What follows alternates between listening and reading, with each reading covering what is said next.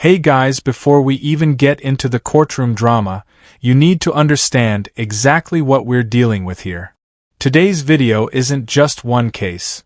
It's a double feature of sovereign citizen logic colliding head-on with real court procedure. First up, we've got Eric Witford, a man who seems to believe that representing himself in past jury trials somehow elevates him above legal procedure in the present case. That's already a bold assumption, but it's only the beginning. Your Honor, I do know I did speak with Mr. Whitford, who's here again this morning or this afternoon. I did speak to him before docket this afternoon. I think we're kind of in a position where I would imagine it's going to be set for trial. So I don't know if you want to call him. I did ask him if he wanted to retain counsel. He indicated he doesn't need counsel. So okay, I think it's no insurance and some traffic things. Is that right? Yes, Your Honor. The question was when we were back in court. Do you want me to wait? Are we on? Yeah, let me go ahead and call it. We're on the record on People's State Call versus Eric Whitford. Mr. Whitford, you go to the lectern there. 25T588, appearance starting with the prosecution. Darren Bedkowski for the people. All right, and Mr. Whitford appears without an attorney. Go ahead with respect to your understanding of the status of the case, Mr. Bedkowski. One of the major points of contention is what happened to Mr. Whitford's vehicle. There was some confusion by the court as to why his car would have been towed. I did reach out to the police department on that. What I received back, Your Honor, was essentially an abandoned vehicle cover sheet. They said it was treated as an abandoned vehicle. Reasons for tow. The best they have in there is just a check mark on the impound lot. Okay. But from my understanding and reading this, it's pursuant to CRS 42-4-1801-1804, notice of towing from a public place. Okay. Mr. Whitford, all of that has nothing to do with the charge against you in this case. And none of that's admissible at trial. But if you want to plead not guilty, the failure to have insurance, then we can set it for trial. Actually, I have some procedural questions real quick. All right. Is this court subject to the Colorado Rules of Civil Procedure? No, because this is a criminal court. The rules of civil procedure apply to civil cases. Am I not being charged with civil offenses? No, you're being charged with criminal offenses. Oh, so all three of these the are... insurance is a criminal offense. The other two are, you're correct, are by statute and by rule considered civil issues. Then wouldn't the rules of civil procedure don't apply to them. It doesn't apply to them? No. Okay, so is this court subject to the rules of the Constitution and the Bill of Rights? Yes. Is this a common law court or a admiral? What's immediately noticeable here is the tone shift between the narrator and the courtroom reality. Eric Whitford walks into this hearing already carrying what he believes is legal authority based on past self-representation, but courts don't operate on experience confidence. Every case is independent, every charge is evaluated on its own facts, and prior courtroom appearances don't grant any legal advantage or immunity from procedure. What makes this moment interesting is the subtle clash between perception and structure. An admiralty court, we have nothing to do with maritime issues. Do you want to enter a not guilty plea and set the case for trial, or do you want to see if you can resolve the case by plea agreement with the DA? Those are the only two things I need to find out from you. I haven't been offered any type of plea agreement yet. Your Honor, we would be happy just to have him plead to the no proof of insurance and be done with it. All right. You want to print out a proposed plea, and then Mr. Whitford, I'm going to have you look at that. It'll set forth what the fine for that is. If you decide you don't want to accept that plea, we can enter a not guilty plea on your behalf and set the case for trial. And I'd rather just enter the not guilty plea. All right. All right. We'll get the case set for trial. Speedy trial deadline will be 6 months from today. Give me a second. We'll get you a trial date. It's going to be in it'll be in April, given the number of cases we have set. Do you intend to hire an attorney? No, I'm not a meddling volunteer or a ward of the court. Right. You're going to try and do the jury trial on your own? Absolutely. Okay. Let's try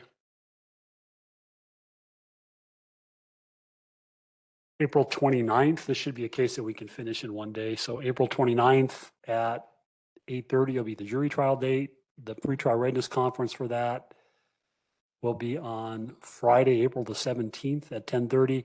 That pretrial readiness conference, Mr. Whitford, we set more than one case for trial every week just because of the number of cases we set for trial. The pretrial readiness conference is to determine whether your case or another one is going to go to trial. What determines that is the case that is closest to its speedy trial date being up goes. I'm fine with you appearing virtually in that April 10th date. I'm not going to set a motions hearing date. I do want to set, well, so it wouldn't hurt for you to observe a trial. Cases are live streamed and there's live stream instructions on the website if you want to just go on the live stream and watch us do a jury trial so you can see how a jury is selected and how a trial proceeds. You're certainly welcome to do that. I've been through several trials and won a few of them by myself so far. Okay, you're not the first person who's told me that. The last person that told me that broke down in tears when we started the trial, but I'm not saying that'll be you, but you're not the first person I've heard that from. You've done a jury trial before? Yes, I have. Okay, all right, fair enough. If you have a seat, I'll have my staff get you notice with the dates on it, so you don't have to try and remember. I do have one other question. The entity known as the People of the State of Colorado, is that a creation of the state? I would say it's a creation by the legislature, so yes, I guess you could call it a creation of the state. Okay, thank you. All right, just have a seat. My staff will call you when you have that. This section is where the courtroom firmly shifts into procedural control. Notice how quickly the discussion about the vehicle and towing situation is acknowledged, but also immediately isolated from the actual charge. That's a key legal principle in play here. Relevance. Courts don't operate as open forums for grievances. They operate within the boundaries of the charged offense. The judge makes this distinction clear, because even if there were issues with the tow, it does not negate or interfere with the prosecution's burden regarding insurance compliance. Please come up to the podium so you can be on a microphone, otherwise your statements won't be recognized. I'm Anthony Meyer. And appear by special appearance to challenge jurisdiction. Wait until you're at a microphone, sir, so you're being recorded, please. Okay, very well. There at the podium. Approach special appearance only, not as the named entity. Come on up to the microphone, please. Let me ask, are you Anthony Meyer? Yes or no? I am Anthony Meyer and appear by special appearance to challenge jurisdiction and confirm administrative default to avoid joinder. And I am approaching under special appearance and not as the named entity. This is the case of the People versus Anthony Meyer. Are you Anthony Meyer? Yes or no? And that will determine whether or not there's a failure to appear today. I am, Your Honor, I stated that I am Anthony Meyer. Okay, Hereby so, special appearance. Mr. Meyer, you've already Objection, made your statement. objection. You've made your You're statement. interrupting me, please.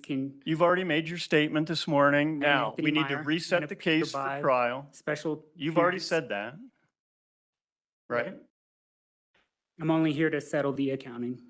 So you have two options. You can go to trial, or you can plead guilty or no contest to the charge of no insurance. You want to have the I'm case here in- reset for trial, yes or no? I'm here in honor to settle the matter. Then let's settle it. If you want to know proof of insurance, you can take that. If you want to go to trial, you can do that. Can you have the DA read the charges into the record? You're charged with no proof of insurance. You can plead guilty, no contest, or proceed to trial again. I don't see any proof of the charging instrument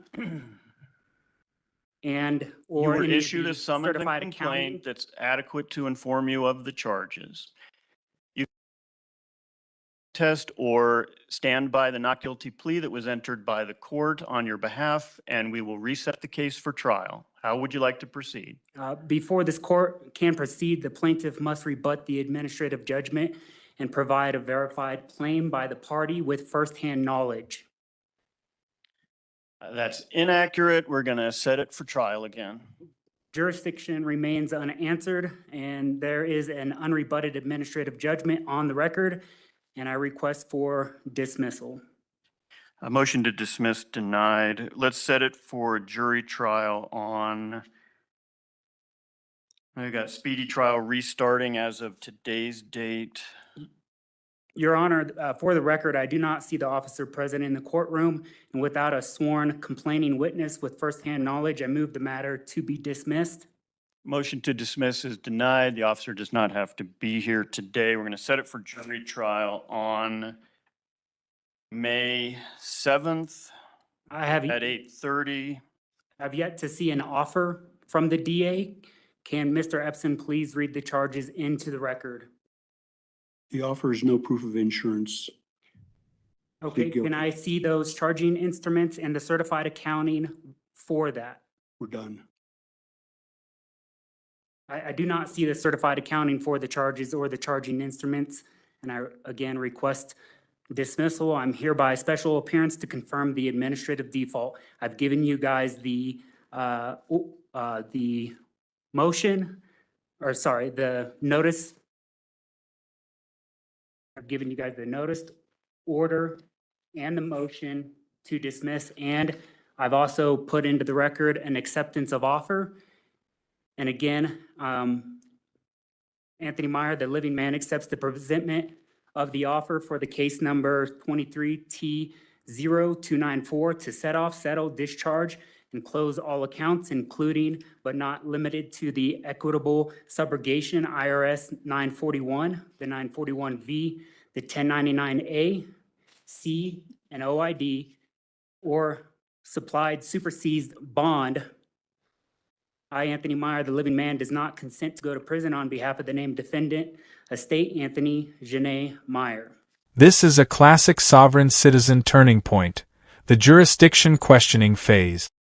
Here, the defendant attempts to reframe the court as something other than what it legally is, asking whether civil rules apply, whether constitutional authority is in question, and whether maritime or common law jurisdiction is relevant. But the judge's response is structured, calm, and direct. There's no debate here, just clarification. Criminal courts operate under statutory authority, not internet-defined legal categories. And that distinction is where these arguments consistently collapse. Motions are non-persuasive and essentially gibberish. Motions to dismiss are denied. The case is being reset for jury trial. You've seen what happens if you pull this at a jury trial.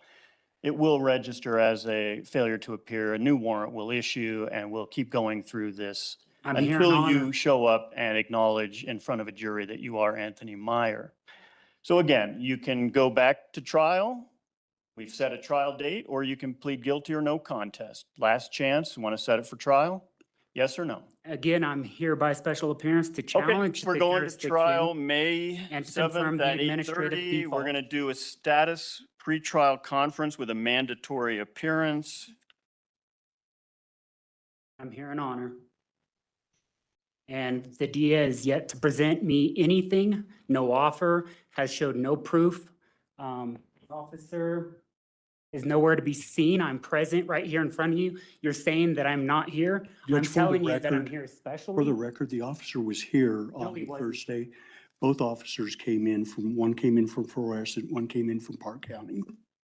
The officer Maybe does not, these Mr. officers, Meyer, the officer but does for not officers- have to be here today. He's You never are- been here for any, He for was- not the arraignment, not for the hearing, nor was he here for the jury. And then you Had- said that I wasn't here last time when I was present right here in front of you, I called telling for you. Anthony Meyer twice. You refused to have a seat, so I found you failing to appear to be tried. And I was telling you that I'm Had here by you taken special your appearance. seat, had we sworn a jury and had the officer not appeared, it would have gotten dismissed. That didn't happen because you failed to take your seat at the defendant's table. So I was willing to take my seat, No, Your you Honor. I were just not. wanted to let you know that I was here by special appearance to settle the matter. Okay. And again, today I'm here only to settle the matter. the only way to settle it is to plead guilty or no contest. Are you, objection, are you practicing law from the bench? No. No, I'm Okay, making the we're offer. done. Entered a plea on my behalf the first time. As the statute authorizes, if someone refuses to plea, the court can enter a not guilty plea. So head down the hall, they'll get your paperwork. We'll see you here in person March 4th at 3 o'clock for pretrial conference. And the case is set for jury trial May 7th at 8:30. You guys have my offer, and so I'm waiting for the certified accounting and for the instrument for this to be able to proceed forward. So Don't hold your breath. Go down the hall to the Will be clerk's the same. window. Thank you. Thank you, Your Honor. Now we transition into Anthony Meyer's case, and the energy immediately escalates. Unlike Witford, who questions procedure within boundaries, Meyer attempts something more disruptive, refusing identity acknowledgement entirely while insisting on special appearance status. This is where things become procedurally complex for the court, because before any legal argument can even begin, the court must first establish whether the individual present is actually the defendant named in the case. Without that, nothing moves forward. What's happening here isn't just legal disagreement, it's procedural obstruction. And courts are designed to resolve identity and jurisdiction first before anything else proceeds. All right, let's go to Mr. Anthony Meyer.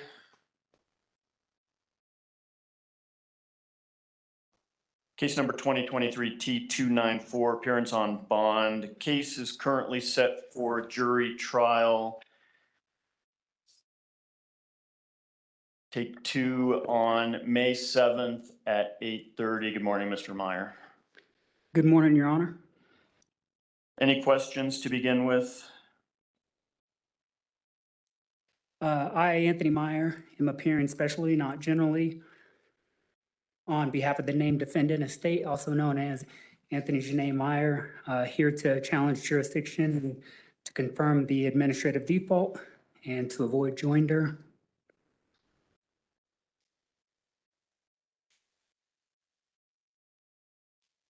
And only here to settle the accounting. So to summarize your options again, of course, you're presumed innocent. We have you set for a jury trial. Other options to enlist the services of an attorney or plead guilty or no contest to the charge. Mr. Ibsen, is there a stipulated plea offer regarding any potential jail time? Judge, I was going to make the defendant a plea offer actually, I was going to offer a deferred judgment to no proof of insurance for a year with 60 days jail suspended on condition that he provide proof of insurance to the court every month. Court of probation. So there's a plea offer that includes a deferred judgment with required ongoing proof of insurance, or you can plead guilty or no contest with a fine and court costs, 4-point assessment against your driving privileges, or of course, carry on with the jury trial scheduled in May. Mr. Meyer, of those options, do you want to continue with the trial setting? I would say at this time, I have put in the notice motion in order, and before the court could proceed, the plaintiff must rebut the administrative judgment and provide a verified claim by the party with the firsthand knowledge. And would like to see if I could have a written response to my offer and 72 hours to review with my attorney. You do have the right to discovery. Have you requested that from the DA's office? I have not. So you can make a request for discovery. That'll give you the police reports and other discoverable information in the file, any body cam video of the incident, anything that the state has to provide to you under Rule 16. Then you can assess that evidence and decide how best to defend yourself at trial if you want to continue with the trial. You do have the right to confront any of the state's witnesses. That right means that at trial, those witnesses would be called, put under oath, and you could cross-examine them. You do have the right to present your own evidence, though you don't have to. It's the state's burden to prove the charge beyond a reasonable doubt. You don't have to take the stand or call witnesses, but you of course have the right to if you choose to.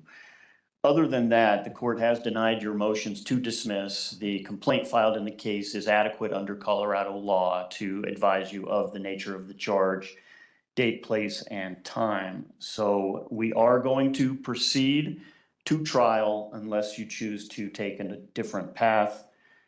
Any additional questions today? I would just say that I still don't understand the charges. I haven't seen the charging instruments and or certified accounting. And at this time, jurisdiction remains unanswered. And there's an unrebutted affidavit or administrative default judgment on the record. And again, I just request dismissal. This is where the courtroom starts hitting a repetitive cycle. The defendant insists on special appearance only, while the court repeatedly asks for basic identity confirmation. Legally, this isn't optional, it's foundational. What makes this exchange significant is how it illustrates a breakdown between procedural law and ideological resistance. The court is not asking for consent to jurisdiction in a philosophical sense. It's confirming presence and identity for record establishment. The judge's repeated question isn't rhetorical, it's procedural necessity. Without confirmation, the system cannot legally proceed. Motion to dismiss is denied. The complaint that you were issued by the officer is adequate to inform you of the charge. That's a charge of operating a vehicle without showing proof of insurance. It indicates the date, place, and time, that being within Park County, thus conferring jurisdiction on this court. So the next court date. Shows there was a pre-trial for tomorrow.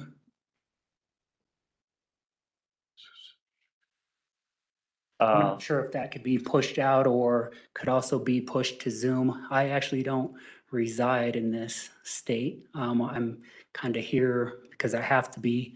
And so, yeah, either if I could do a Zoom for tomorrow and or it could be pushed out a little bit. I guess there's a few additional things I could request and or file. Okay.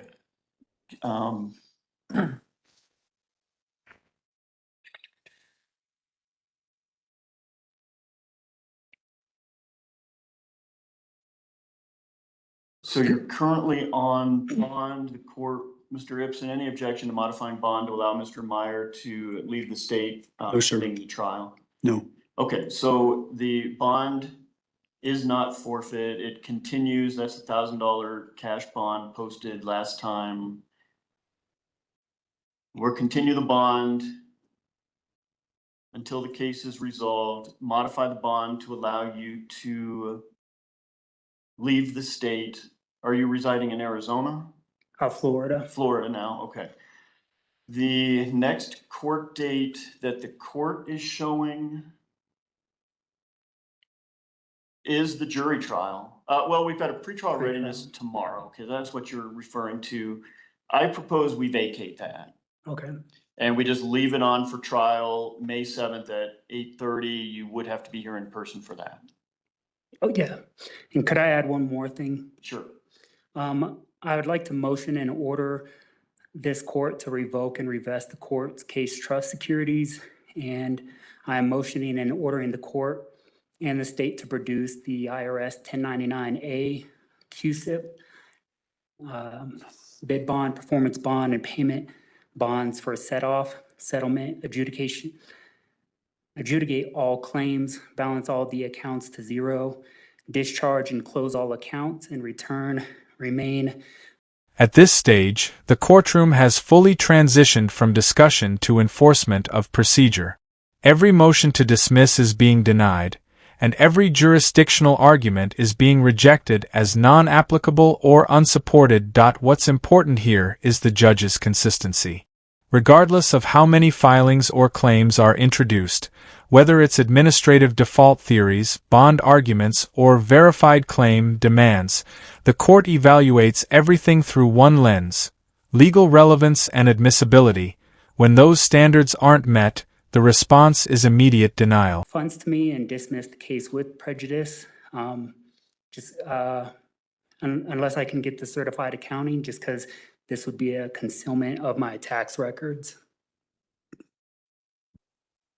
I have no idea what you're asking.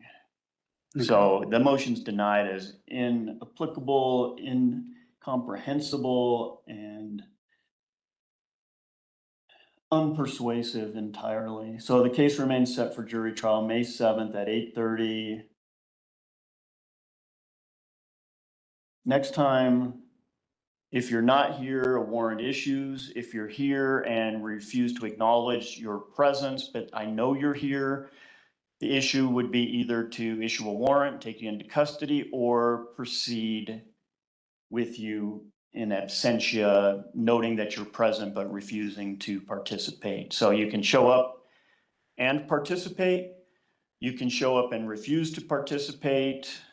In other words, not have a seat at the defense table and acknowledge that you're the individual named Anthony Meyer.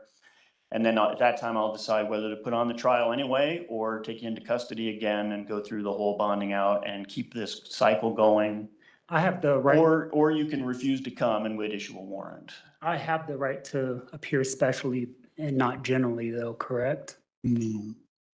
No, you have to appear as Mr. Anthony Meyer. If you do not, but I know you're sitting in the audience, I may decide to put on a trial with you in absentia, that you're refusing to participate but are present.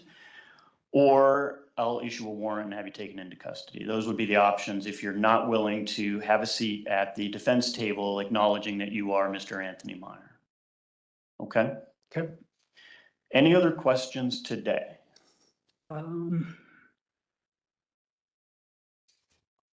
Judge, just for the record, and I want to make sure the record's clear on this.